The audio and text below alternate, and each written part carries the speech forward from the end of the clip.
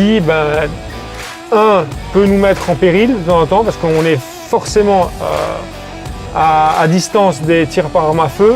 Et deuxièmement, on n'est absolument pas discret quand on travaille.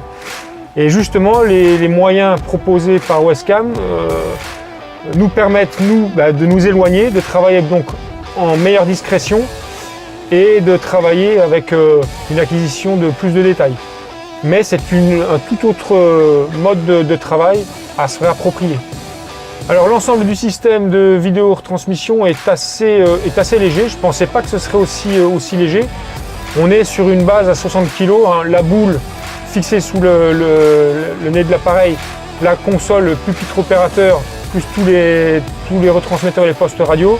On est sur un volume global, une masse globale d'une soixantaine de kilos, ce qui est légèrement faible, particulièrement faible par rapport à ce qu'on a connu par le passé.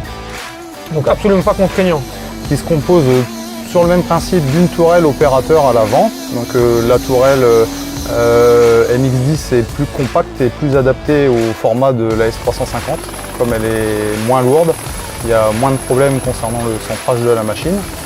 Ensuite, on a une partie qui se trouve juste devant moi, qui est la console opérateur, qui pour le coup a été développée vraiment de manière à empiéter le moins possible sur l'espace arrière, qui est quand même assez restreint dans la S350. Et on a quelque chose d'assez optimisé. Et on a en partie arrière, dans la soute qui se trouve derrière moi, toute la partie électronique cœur du système avec le kinétique, qui est l'ordinateur central, et les boîtiers concernant la retransmission également. Alors le système est très rapidement mis en place.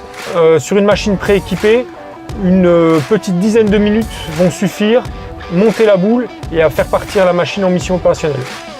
Donc avec le nouveau système MX10, si on prend l'exemple d'un suivi de véhicule qu'on a réalisé ces derniers jours, on est aujourd'hui en mesure de l'identifier à une distance nettement supérieure à ce qu'on se faisait à vue ou même avec des jumelles. Et une fois l'identification effectuée, on est capable de là effectuer un suivi de ce véhicule à des distances nettement plus éloignées, nous permettant de rester en toute discrétion et pouvoir continuer à fournir du renseignement aux unités de terrain. The L3 system installed on AS350 has several features and advantages. One of them, of course, is that it's equipped with the MX10 and the kinetic system, and it's all integrated together to work. So you have the monitor in front of you with the operator, the cockpit monitor in the front, you have full control, you got recorder capability, arming capability. One of the other advantages of the system is the microwave downlink.